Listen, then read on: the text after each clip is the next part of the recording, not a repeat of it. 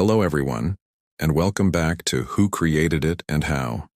Today we're diving deep into an invention so fundamental, it has literally set the course of human history in motion. That's right, we're talking about the wheel. It seems so simple, so obvious.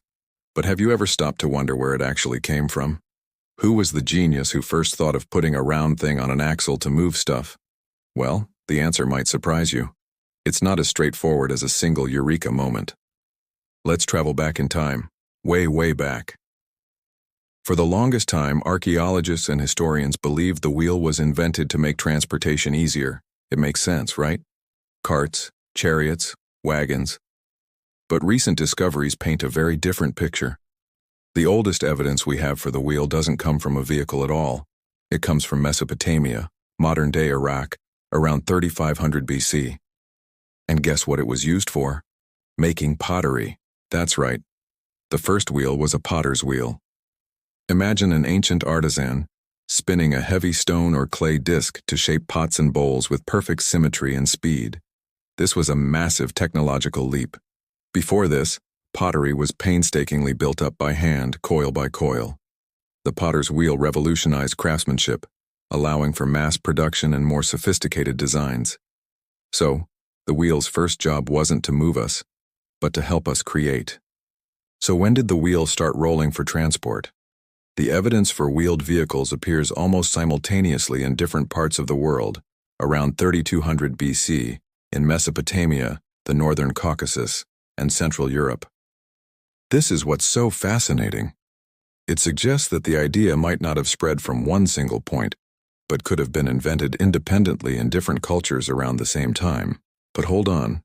Inventing a wheel for a cart is way more complex than just cutting a round slice from a tree trunk. That was one of the first things I thought of. But a simple wooden disc is heavy, brittle, and would crack easily. Plus, the real genius isn't just the wheel itself, but the wheel and axle concept. The hole in the center of the wheel and the axle it spins on have to be perfectly round and smooth. If they're not, the friction would be so immense that the cart would be almost impossible to pull. Think about the precision required. The axle needs to fit snugly inside the wheel's hole, but also have enough room to rotate freely.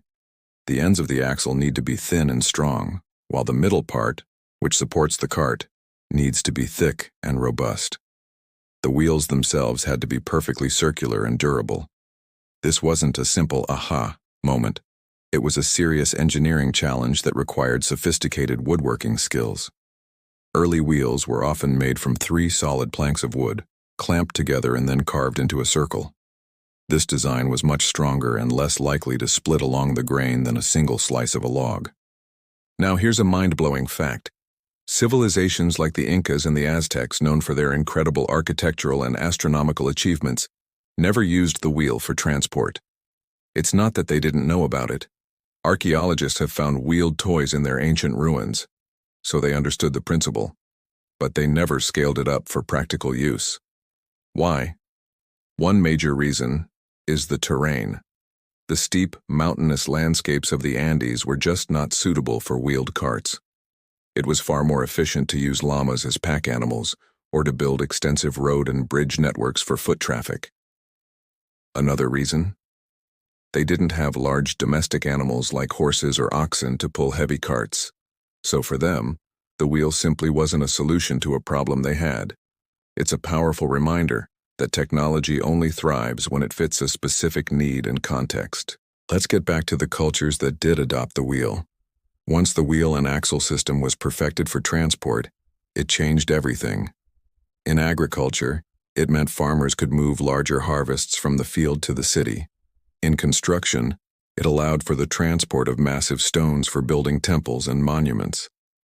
And of course, in warfare, it led to the rise of the war chariot, a terrifyingly fast and mobile platform that dominated battlefields for centuries.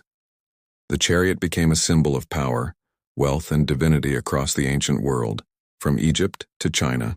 The design of the wheel continued to evolve. The solid wooden wheel was heavy and cumbersome. The next big innovation was the spoked wheel, which appeared around 2000 BC, likely in the Sintashta culture in modern-day Russia. Spoked wheels were a game changer. By removing most of the inner material and replacing it with thin, strong spokes, the wheel became incredibly light without sacrificing strength. This made vehicles faster, more maneuverable, and more efficient. The spoked wheel is what truly unleashed the potential of the horse-drawn chariot and transformed ancient travel and warfare. From there, the innovations just kept coming. The Romans were masters of road building, creating vast networks that allowed their wheeled carts and legions to move quickly across their empire. They also added iron rims to their wheels, which drastically increased their durability and lifespan. This was a huge improvement, especially for long-distance travel and heavy cargo. Over the centuries, the wheel has been adapted and reimagined in countless ways. It's the core component in gears and pulleys that power complex machinery. It's in the water wheel that grinds grain and the windmill that pumps water. It's in the spinning jenny that sparked the Industrial Revolution. It's in the turbines that generate our electricity and the engines that power our cars, trains, and planes. Even our digital world relies on the concept of the wheel. Think of the scrolling wheel on your mouse or the spinning icon that tells you something is loading. So who invented the wheel? The truth is, we can't point to a single person. It wasn't one inventor in a dusty workshop. The wheel was a process. It started as a potter's tool, an idea born out of the need to create. It was then adapted, independently and brilliantly, by different cultures for transportation. It was refined by engineers who solved the complex problem of the axle, lightened by the invention of spokes, and strengthened with metal rims. It's a story of collective human ingenuity, of countless anonymous innovators building on each other's work over thousands of years. The wheel is a perfect example of how technology isn't just a single spark of genius, but a slow burn of continuous improvement, driven by need, context, and collaboration. It's a testament to our species' incredible ability to observe, experiment, and solve problems. What do you think is the most underrated aspect of the wheel's invention? Let me know your thoughts in the comments below. It's truly amazing to think how this one simple circular object has profoundly shaped our world in almost every way imaginable. Thanks so much for joining me on this journey back in time. If you enjoyed this video and want to explore the stories behind more world-changing inventions, make sure to hit that like button and subscribe to Who Created It and How.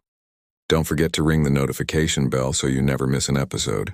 See you next time.